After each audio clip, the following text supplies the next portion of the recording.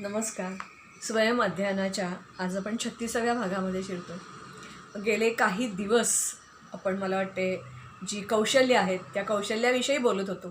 गेले काही दिवस लेखन कौशल्याविषयी बोलत होतो आणि लेखन कौशल्याच्या एंडकडे आता आपण येतो आहे. कारण आता पुढच्या काही भागांमध्ये आपल्याला जे वेगवेगळे आपण तंत्र जी म्हणतो, पाठांतराचं तंत्र, स्मरणाचं तंत्र, एकाग्रतेचं तंत्र, टाईमटेबल बनवायचं तंत्र याच्याकडे वळायचं आहे. त्याच्यापूर्वी आज आपण ज्या 3 गोष्टी बघणार आहोत, कारण ह्या तिन्ही गोष्टी एकमेकाला पूरक आहेत असं मला वाटतं. जसं आपण माहिती, वृत्तांत वगैरे हा जो सगळा भाग एकत्र केला होता, तसंच याही ठिकाणी आपण एकत्र कंबाईन विचार करणार आहोत. टिपा काढणं किंवा टिपण 2, ते म्हणजे सारांश लेखन करणं. 3, उतारा वंथट करणं. ज्याला कोणाला टिपणं काढणं किंवा टिपण काढणं हे उत्तम येतं, त्याला हे दोन्ही गोष्टी पहिल्या खूप सोप्या जातात. इतक्या सोप्या जातात की 100% मार्क मिळवून देणारा हा प्रश्न आहे. अगदी शाळेत तुम्हाला 5वी-6वीपासून जो सुरू होतो तो 10वी-12वीपर्यंत हे उतार्यावर आधारित प्रश्न आणि सारांश लेखन वंथट करणं हे येतं. मुळात आधी आपण टिपा म्हणजे काय हे बघूया थोडक्यात, कारण त्याच्यावर सविस्तर बोलायचंच आहे. अतिशय महत्त्वाचा हा भाग आहे, कौशल्य आहे. तर टिपा म्हणजे काय, तर टिपणं ह्याच्यापासून हा टिपा किंवा टिपण काढणं ह्याच्यापासून टिपा.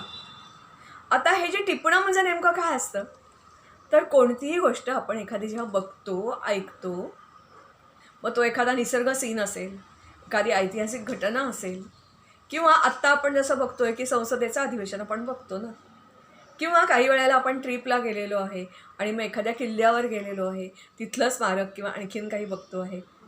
काही वेळेला असंही होतं की रस्त्याने जातोय आणि एखादं वेगळं दृश्य असेल तर तेही आपले डोळे लगेचच टिपून घेतात.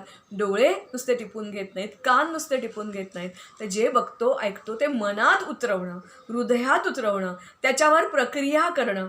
जसं आपण दूध, आपण मागे एकदा ही कविता बघितली होती की दुधाचं दही होतं, दह्याचं ताक होतं, ताकाचं लोणी होतं आणि लोण्याचं तूप होतं आणि मग ते अमृततुल्य होतं. तसं आपण जे ऐकलं बघितलं त्याच्यावर आपण मनातल्या मनात किंवा हृदयामध्ये कोरून घ्यायचं. डोक्यामध्ये त्याच्यावर विचारमंथन झालं पाहिजे. पूर्वानुभव आपले किंवा आपल्या जी काही ज्ञान आपली कक्षा असेल त्या सगळ्याचं सरमिसळ करायचं आणि घुसळून त्याचं तात्पर्य काय, तुम्हाला काय वाटतं हे तुम्ही विचार करायचा.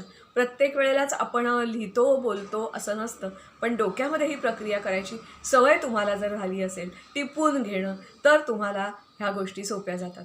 आता परत आपण वळूया, ते म्हणजे टिपण म्हणजे काय हे तुम्हाला कळलं. अर्थात हे टिपण म्हणजे अभ्यासाचं टिपण नाही आहे बरं का, टिपून घेणं, पण प्रक्रिया हीच आहे. जसं आपण पहिल्यांदा बघूया उतार्यावरचे प्रश्न. अगदी सोपं आहे ना, अगदी सोपं आहे. म्हणजे काय बरं, तो उतारा दिलेलाच असतो, किती लांब असतो, कशा प्रकारचा असतो. तर जुन्या प्रश्नपत्रिका जर तुम्ही बघितल्या असतील तर तुम्हाला अंदाज आलेला असतो की उतारा साधारण कशा प्रकारचा आहे आणि त्याच्यावर प्रश्न कशा प्रकारचे आहेत. या वेळेला पहिली जर गोष्ट करायची असेल, जी आपण वाचनाच्या वेळेला पाठ्यपुस्तकाचं वाचन बघताना केली होती तेच इथे करायची, आणि ती म्हणजे आधी प्रश्न वाचून घ्यायचे आणि मग उत्तरं लिहायला घ्यायची. हे करत असताना, सराव करताना तुम्ही पेन्सिलची सरळ सरळ मार्किंग करून घेऊ शकता. प्रश्न क्रमांक 1, 2, 3 लिहू शकता. मात्र परीक्षेच्या वेळेला कदाचित बोर्डामध्ये तुम्हाला अशा प्रकारच्या खुणा केलेल्या आहेत, हे चालत नाही. ते कदाचित तुमच्या कॉपी किंवा इतरांना मदत करणं या सदरात जात असेल तर परीक्षक कोण असेल त्याला 1 सेकंदाचं जरा सांगायचं, पेन्सिलनी खूण करायचे, लगेच खोडून टाकायचं आणि मग उत्तरं लिहायची. तसंच्या तसं वाक्य उतरवलं तरी चालतं, पण त्याचं इम्प्रेशन असं होतं की तुम्ही प्रश्न लिहिलं पण तुम्हाला कळलं आहे की नाही, तेव्हा स्वतःच्या शब्दात आणि फारसा त्या शब्दाचा, वाक्याचा फॉर्मॅट न बदलता तुम्ही जर उत्तर लिहिलं तर अधिक चांगलं. हे 100% मार्क. दुसरी गोष्ट मी जी म्हटलं होतं सारांश लेखन. सारांश लेखनाच्या बाबतीत जुने जे पेपर्स आहेत, क्वेश्चन पेपर्स आहेत, ते तुम्ही बघा, मनातल्या मनात सराव करा. मी मागेही म्हटलं होतं की दरवेळेला लिहायची गरज नसते, मनातल्या मनात सराव करा आणि काही लिहासुद्धा. कारण ऐन वेळेला, परीक्षेच्या वेळेला किती शब्द आहेत, त्याचं वंथट किती आहे हे मोजत बसायला वेळच नसतो आपल्याला. पण एकदा तुम्हाला लिहायची सवय झाली किंवा विचार करायची सवय झाली की मग ते टेक्निक जमून जातं आणि इतकं परफेक्ट बनतं की तुम्ही विचार न करता बिनदिक्कतपणे सांगू शकता की माझ्या ओळी 4 झाल्या आहेत, 5 झाल्या आहेत, तर इतके शब्द मी लिहिलेले आहेत. मुळात हा उतारा किती शब्दांचा असतो, तर जुने तुम्ही क्वेश्चन पेपर काढले तर तुम्हाला कळेल की उतारा केवढा मोठा असतो. इयत्ता वाढत जाईल उतार्याचं जी लेंथ आहे ती पण वाढत जाईल. त्याच्यानंतर साधारणपणे एका ओळीमध्ये प्रिंटिंग जर असेल तर किती शब्द मावतात, तर 9, 10, 12 प्रिंटिंगचा साईज असेल त्याप्रमाणे. तुमचं हस्ताक्षर मात्र मोठं असतं कारण कमी शब्द याच्यामध्ये मावतात. तुम्हाला माहिती झालेलं असतं की समजा एखादा उतारा 120 शब्दांचा आहे, तर तुम्हाला तो 40 शब्दात लिहायचा आहे, वन थर्ड करायचा आहे. व तुमचे 40 शब्दामध्ये किती ओळी होतात? उदाहरणार्थ मी कॉन्फिडेंटली सांगेन की माझ्या 7 ते 8 शब्द याच्या पलीकडे माझे एका ओळीत मावत नाहीत. तर मग 8 शब्दामध्ये मावत आहेत असं गृहीत धरून चाला आणि 40 शब्द लिहायचे. तर 8×5 = 40, 5 ओळीमध्ये माझं उत्तर झालं पाहिजे. इतकं हे सोपं गणित आहे आणि त्यावेळेला विचार करायची गरज नाही आहे. सराव जर झाला असेल तर हा सोपा भाग आहे. दुसरी गोष्ट, जर सराव जेव्हा करायचा आहे सारांशाचा, तेव्हा नक्की काय करायचं आहे, तर मगाशी मी टिप्पण जसं म्हटलं तसं हा पूर्ण उतारा वाचून घ्या. पूर्ण उतारा वाचल्यानंतर बिलकुल वेळ वाया जातो आहे असं समजू नका. शांतपणे डोळे मिटले तरी चालेल, पण जो उतारा वाचलात तो तुम्हाला किती कळला, आकलन किती झालं, काय कळलं आहे त्याच्यातलं हे समजून घ्यायचा प्रयत्न करा. एकदा काय झालं आहे हे कळलं, काय आहे ते कळलं की मग तुम्ही तुमच्या भाषेमध्ये बघा, तुमच्या भाषेमध्ये हा शब्द मी वापरते. काही मुलं काय करतात, नुसतेच कुठचे तरी 1-2 असे खुणा काहीतरी करतात आणि काहीतरी वाक्य किंवा काहीतरी असं लिहून ठेवतात. म्हणजे वन थर्ड करणं नव्हे.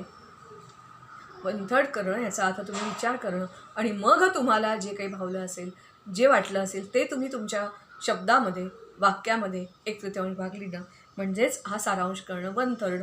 बऱ्याच वेळेला सारांश केल्यानंतर तुम्हाला टायटल द्या किंवा त्याचं काय म्हणूया आपण त्याला नाव द्या असं आलेलं असतं. हे नाव काही वेळेला तुम्ही जे मनात पहिला भाव येतो, एखादं वाचलं, एखादी गोष्ट ऐकली की काय आहे याच्यात, विश्वास आहे का, आत्मविश्वास आहे का, श्रद्धा आहे का, निष्ठा आहे का, पराक्रम आहे का, किंवा बुद्धीला आव्हान आहे का, लोकांना दिलेला साथ प्रतिसाद अशा प्रकारचं काही आहे का, किंवा आईच्या हृदयाची महती, बाबांचं प्रेम, बंधुप्रेम, राष्ट्राप्रत कर्तव्य, जे काही एका शब्दात तुम्हाला भावलं असेल ते तुम्ही हेडिंग द्या. नॉट नेसेसरी की त्याच्यातला शब्द पाहिजे. त्याच्यातला अगदीच ज्यांना हे जमणार नाही त्यांनी त्याच्यातला एखादा शब्द जरी वापरला, ज्याला आपण म्हणतो मेन त्याचा गाभा असा असलेला एखादा शब्द जर असेल किंवा शब्दसमूह असेल, तर ते तुम्ही टायटल दिलं तरीसुद्धा चालतं. हा झाला सारांशाचा प्रश्न. हाही मला वाटते बऱ्याच जणांना 100% मार्क मिळवून देणारा हा प्रश्न आहे. आता आपण बोलूया टिपा म्हणजे काय, टिपा यांच्याकडे. टिपा या भागामध्ये आपण एकूण काय काय बघणार आहोत, तर एक टिपण तयार करणं किंवा टिपा काढणं म्हणजे नेमकं काय.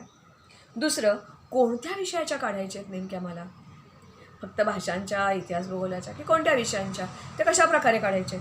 पुढचं, कोणत्या इयत्तेपासून सुरुवात करायची, कोणत्या इयत्तेपासून सुरुवात करायची, त्याच्याबरोबर त्या कशा काढायच्या, त्याचं काही तंत्र आहे का. म्हणजे ज्याला आपण काय म्हणूया, जसं हा मेंटल एक्झरसाईज आहे ना, त्याप्रमाणे इट इज अ प्रेझेंटेशनसुद्धा आहे. दोन्हीची तंत्र आपल्याला बघायला लागतील. हा टिपणाची सवय लावून घेतली तर आपल्याला फायदे कोणते होतात. कारण कोणतीही गोष्ट आपण करतो ना, ती आपल्या व्यक्तिमत्वाचा भाग होऊन जाते ना नंतर. त्यामुळे कोणते फायदे तुमच्या व्यक्तिमत्वात होतात.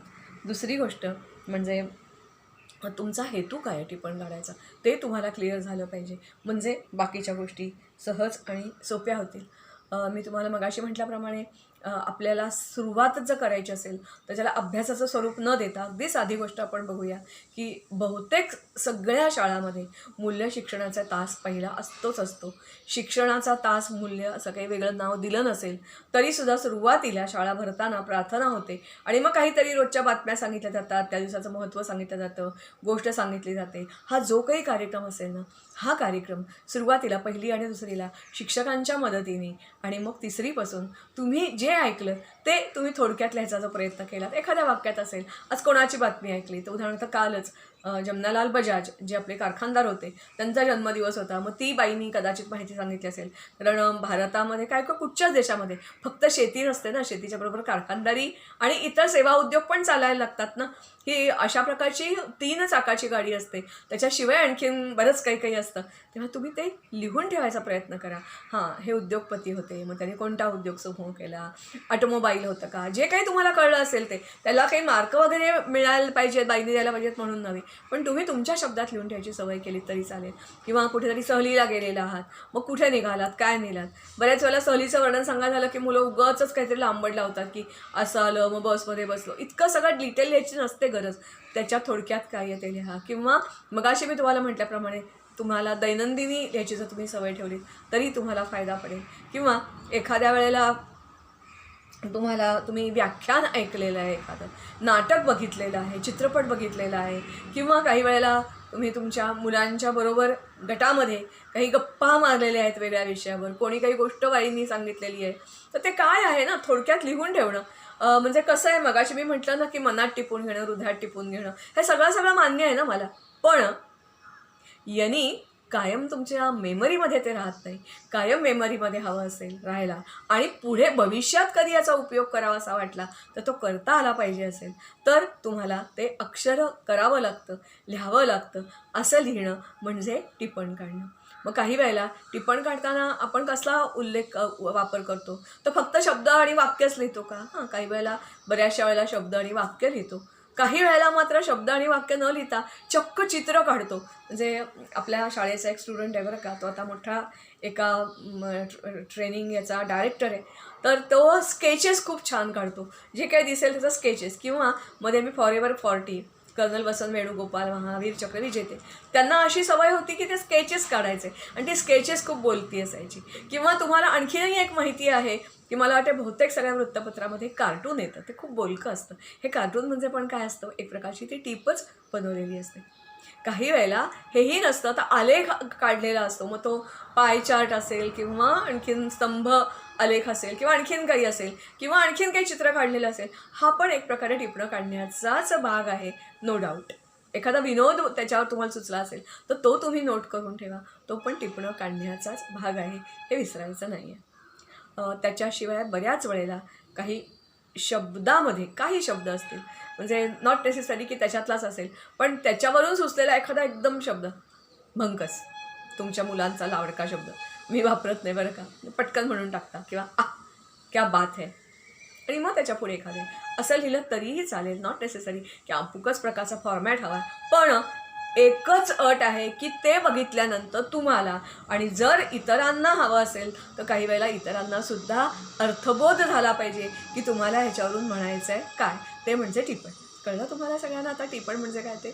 तेव्हा खूप टेन्शन घ्यायची गरज नाही आहे. मला असं वाटते अगदी प्रत्येक शाळेमध्ये मुलांना सवय लावताना जर शिक्षकांनी हा भाग केला तर खूप चांगलं होईल. की जे काही वरून माईकवरून ऐकलेलं आहे ना, कारण सगळ्या शाळेमध्ये सेम असतं ना, मुलं तुलना करू शकतात मोठ्या भावंडांची घरी गेल्यावर.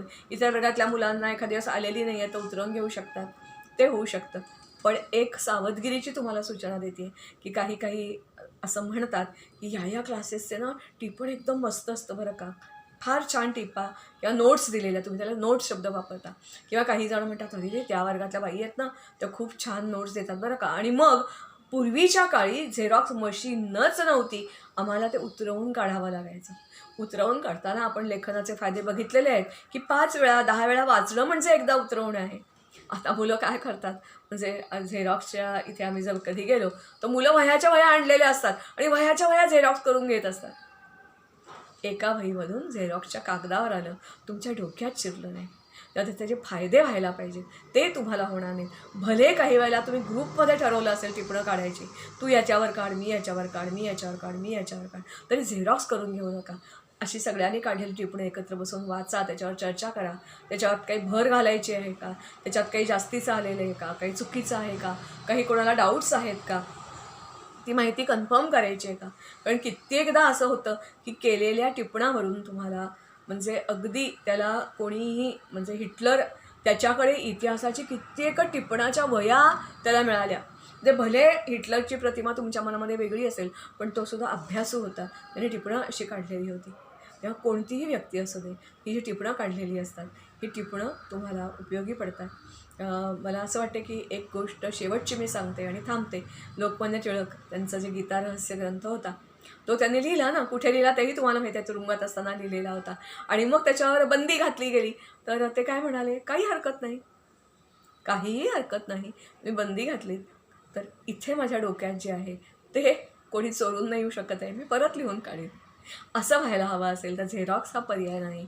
You have to go through the whole process to look at it, listen, विचार करा, तुमच्या मन अप्लाय करा, मन तुमचं अप्लाय करा, हृदय अप्लाय करा. इतर कोणाला काय वाटतं, रेफरन्सेस जे आहेत ते सगळे तुम्ही त्याच्यामध्ये आणा आणि मग तुमचं टिपण तयार होईल. थँक्यू. पुढच्या वेळेला आपण टिपणाचे फायदे आणि इतर भागाकडे वळूया. तोपर्यंत तुम्हाला निरोप घेते. I love you. Wish you all the best. Thank you.